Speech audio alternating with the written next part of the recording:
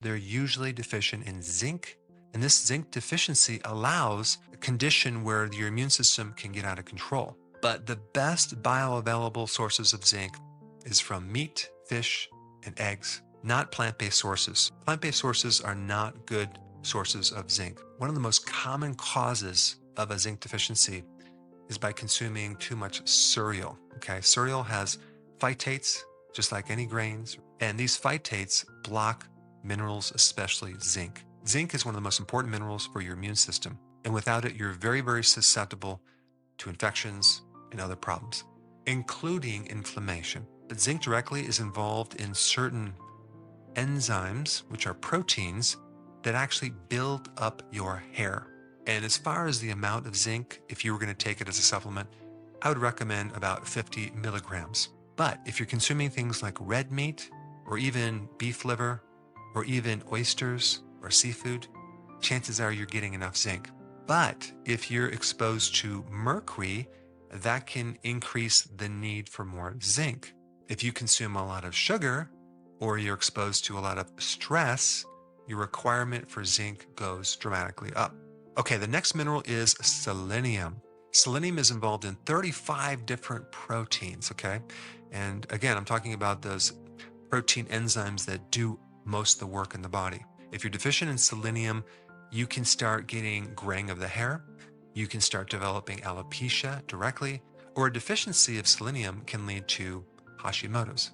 Selenium is a catch-22 because deficiency can create a problem with alopecia, and an excess or a toxicity can create alopecia. So it's one of those trace minerals that you just need just the right amount. You don't want to take more. More is not better. Mercury can also interfere with selenium. A lot of women who are pregnant are deficient in selenium, not to mention zinc and even iodine. So this is just another reason why if someone is going through pregnancy, it's so important to take these trace minerals. Now, there are also genes that help you absorb selenium. And there also could be a genetic mutation that causes difficulty in getting enough selenium. So in this case, if you're just getting the minimum amount, you may have deficiency symptoms. And you can get a genetic test to determine this. And I've been doing a deep dive in this DNA topic, which I'll do more videos on. But so many people have genetic problems with minerals and vitamins. And this especially relates to like B12, folate, vitamin D, and even vitamin C. The other interesting thing about selenium is that it seems to control vitamin E levels. It protects a person from becoming deficient in vitamin E, maybe because of selenium is a precursor for glutathione, which is a powerful antioxidant, and other antioxidants as well. The amount of selenium a person needs would be between 50 micrograms to 200 micrograms, which really is a tiny amount. One Brazil nut is enough to satisfy what you would need. Don't eat the whole bag, okay? Just one at a time per day, because you can actually get a toxic amount fairly quick. There are other nutrients as well that greatly influence the hair, and I'm just going to quickly run down the list.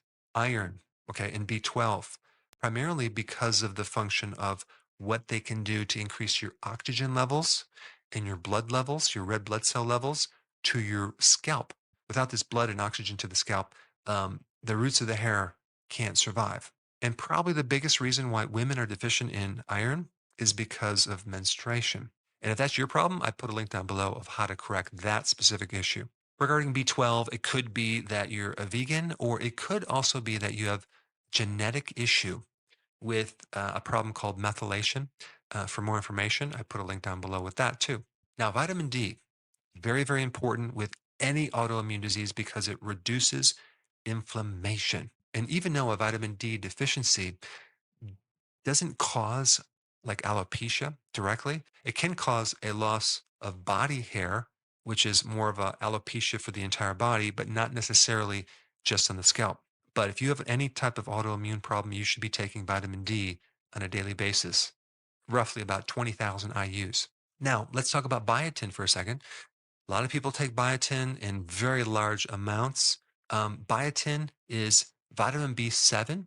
And it's involved in protein synthesis, especially the hair and the nails. But if you're deficient in biotin, your hair is going to be very dry and frizzy. You might experience shedding of the hair. You may have just general hair loss. A couple reasons why people are deficient in biotin: because your gut flora makes it. It could be you have taken antibiotics. It could be you consume a lot of raw eggs, which, by the way, the egg yolk is the thing that has the most biotin. But if you have raw eggs, there's a certain compound in there that locks up your biotin. So you could become deficient.